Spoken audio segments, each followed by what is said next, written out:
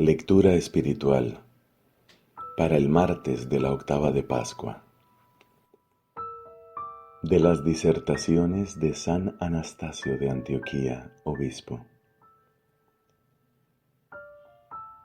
Después que Cristo se había mostrado,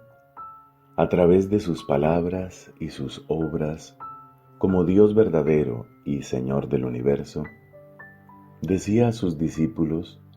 a punto ya de subir a Jerusalén: Mirad que subimos a Jerusalén, y el Hijo del Hombre será entregado a los gentiles y a los sumos sacerdotes y a los escribas, para que lo azoten, hagan burla de él y lo crucifiquen. Esto que decía estaba de acuerdo con las predicciones de los profetas, que habían anunciado de antemano la muerte que había de padecer en Jerusalén. Las Sagradas Escrituras habían profetizado desde el principio la muerte de Cristo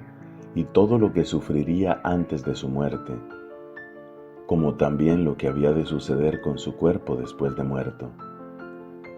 Con ello predecían que este Dios, al que tales cosas acontecieron, era impasible e inmortal, y no podríamos tenerlo por Dios si al contemplar la realidad de su encarnación no descubriésemos en ella el motivo justo y verdadero para profesar nuestra fe en ambos extremos, a saber, en su pasión y en su impasibilidad, como también el motivo por el cual el Verbo de Dios, por lo demás impasible, quiso sufrir la pasión, porque era el único modo como podía ser salvado el hombre. Cosas todas estas, que sólo las conoce Él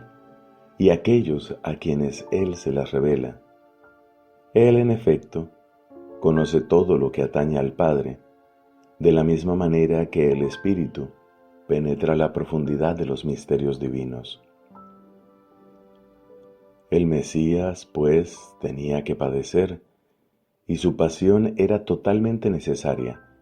como él mismo lo afirmó cuando calificó de hombres sin inteligencia y cortos de entendimiento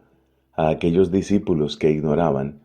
que el Mesías tenía que padecer para entrar en su gloria. Porque él, en verdad, vino para salvar a su pueblo, dejando aquella gloria que tenía junto al Padre antes que el mundo existiese. Y esta salvación es aquella perfección que había de obtenerse por medio de la pasión y que había de ser atribuida al que nos guiaba a la salvación, como nos enseña la carta a los Hebreos, cuando dice que Él es el que nos guía a la salvación, perfeccionado por medio del sufrimiento. Y vemos en cierto modo cómo aquella gloria que poseía como unigénito y a la que por nosotros había renunciado por un breve tiempo, le es restituida a través de la cruz en la misma carne que había asumido. Dice, en efecto, San Juan en su Evangelio, al explicar en qué consiste aquella agua que dijo el Salvador que brotaría como un torrente del seno del que crea en él. Esto lo dijo del Espíritu Santo, que habían de recibir los que a él se unieran por la fe, pues aún no había sido dado el Espíritu, porque Jesús no había sido glorificado. Aquí el evangelista identifica la gloria con la muerte en cruz. Por esto el Señor, en la oración que dirige al Padre antes de su pasión,